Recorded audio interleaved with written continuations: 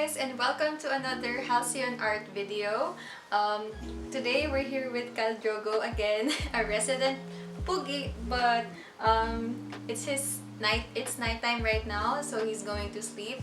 But today we're going to have another painting tutorial on how to paint a textured painting with boats, and let's get started. I've already prepped the paint colors that I'm going to use. So right now, the first step is to create a solid base for our boat painting with textures. The subject of this would actually be a landscape, and if you checked out my Instagram, you'd notice that most of my paintings are more on landscapes, florals, and pastels, especially with acrylic pours. But today, basically what we'll be doing is a textured painting with boats and florals as well. So let's get started. Okay, so right now I have finished mixing all the colors that I'm going to use. So we have first this pastel pink color. I mixed cream and magenta. And then I mixed cream again with cobalt blue. And then with this one, to get this purple color, I just mixed magenta and cobalt blue with a little bit of cream just to get the color to that pastel shade. And then I'm also going to use gold for the background. So let's get started. So if you watched some of my videos before, actually my last painting tutorial video where I made aurora lights, I mentioned that it's nice to have a clean set of wet wipes near you when you're painting, because for me, a dry brush is better with blending rather than a wetter brush. So yeah, just a little reminder for you guys that's trying to recreate this painting tutorial. So again, we're gonna start with round brush strokes. So yeah, at first it's pretty vibrant, but it's gonna subside later on. Don't worry about that. Okay.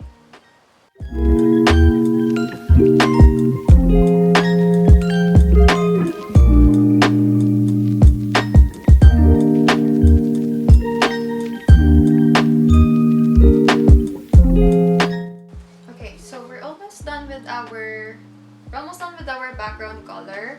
I haven't really decided yet where to put the white touches, so I'm just finishing this up. So right now we're moving on to the white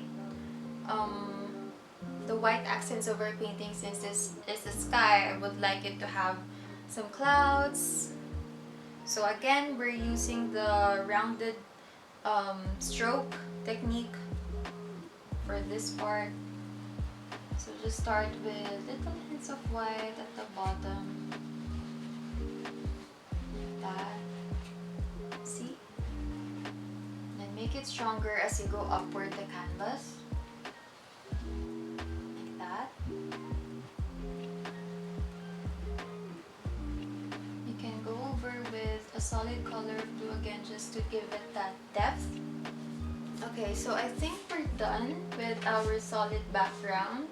Hopefully you can see this clearly on the camera, but there's a hint of turquoise over here, some clouds, subtle hint of clouds, pink, blue, and then purple at the bottom.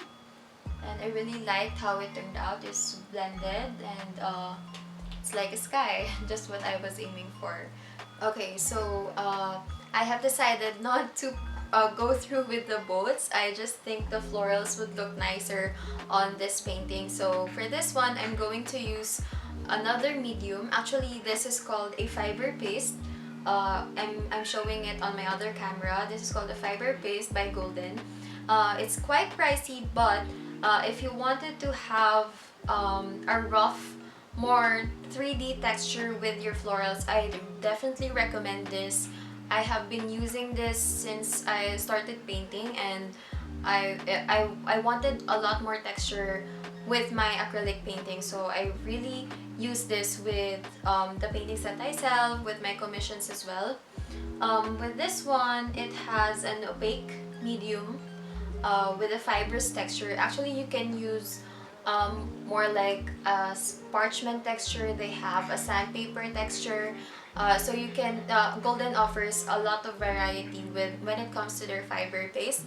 I'm just giving you a heads up, it's a little bit on the pricey side. So if you're going to buy this, make sure that it's going to last for a lot of paintings to really get that quality that you're looking for and the texture that you're trying to achieve with your paintings as well. Okay, so let's start using this. Okay, so if you're wondering how to use this, it's definitely easier to mix it with acrylic paint using a palette knife. So that's what we are going to do.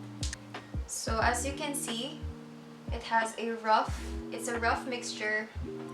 It has texture on its own really. And the acrylic paint that we're gonna mix it with just gives it more color. So of course, with our florals, I would like to use a green base on this side, just so that it doesn't really look a little transparent or a little undone. So we're going to use olive green. We're going to use olive green for this one. Again, we're just doing that round brush technique that I've been using ever since the start of this tutorial. Over here. This.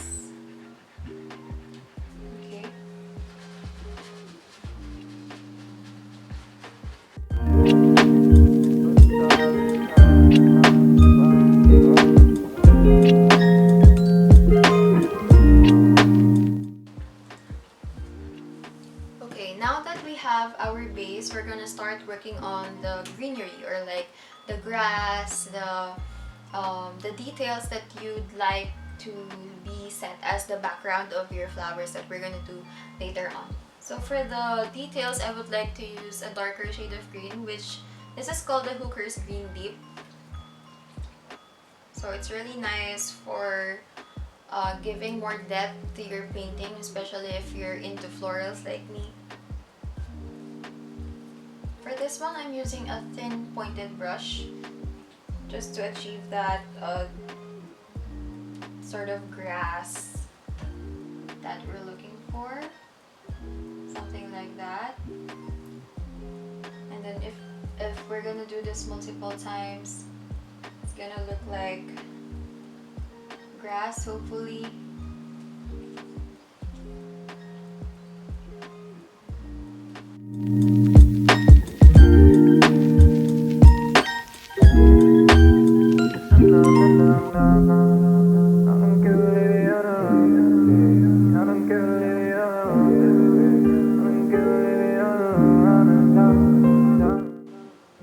So another tip, if you're trying to create florals or landscape, it's essential that you use different sizes for the brush.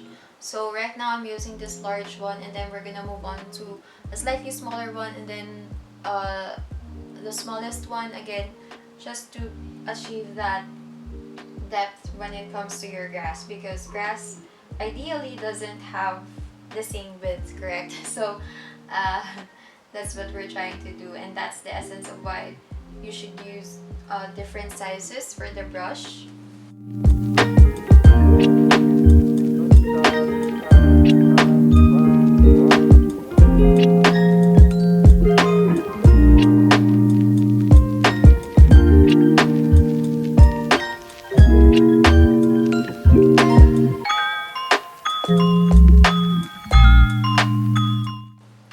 So now we're gonna move on to the flower part of our painting. So I'm going to start with the weeds, and I'm going to use gold for this one.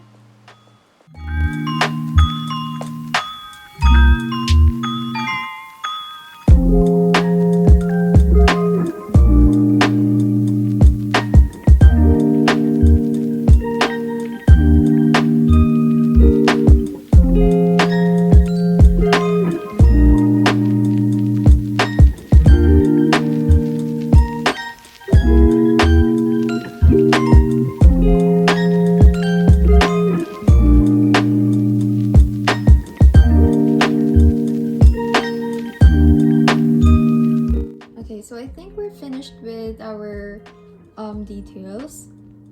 I'm just trying to decide where to put the textured flowers because honestly, I'm just really satisfied with what I came up with already.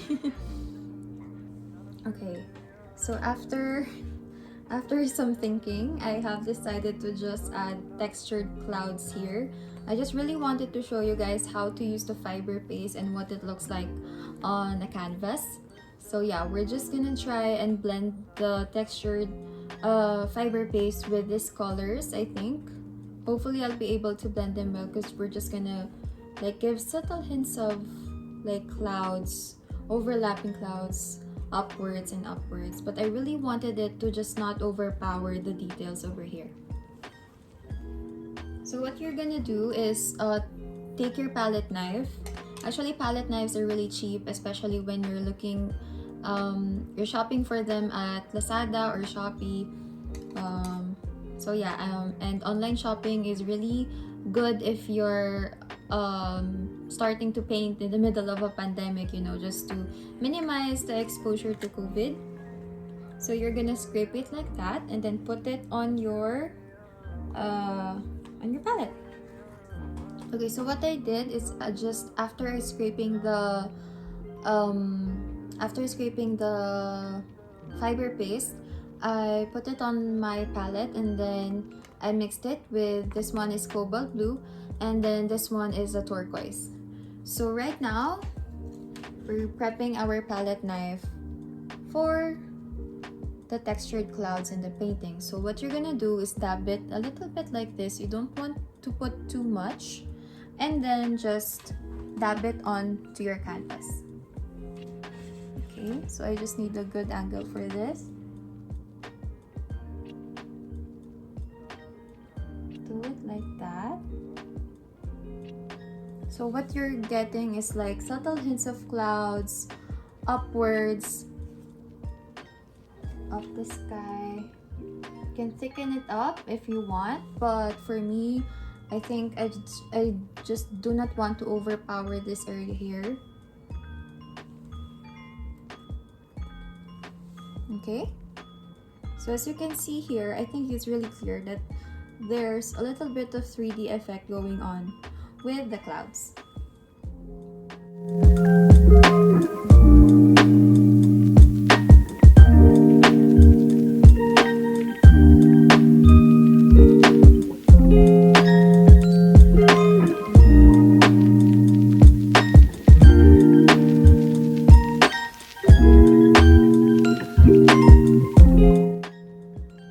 So here's the finished painting. You can see clearly now the details that I put on the canvas. The effect of the fiber paste, literally, it just stands out with the painting. It's able to stand on its own, giving it a more 3D effect for the clouds. And then over here, we have the details for the flowers. You can see the wheat, the purple and turquoise flowers. For the dark red ones, I used Rose Madden here.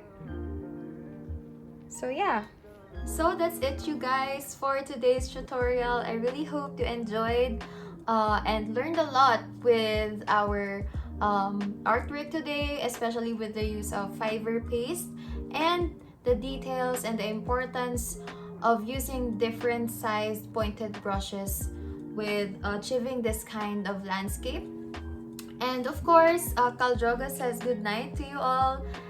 If you have any suggestions with the title of the artwork, please let me know. If you haven't subscribed yet with my YouTube channel, please do so and show support by leaving a like and a comment. Of course, my social media links are down below, and please suggest any content you'd like to see in the future. So thank you for watching. Bye!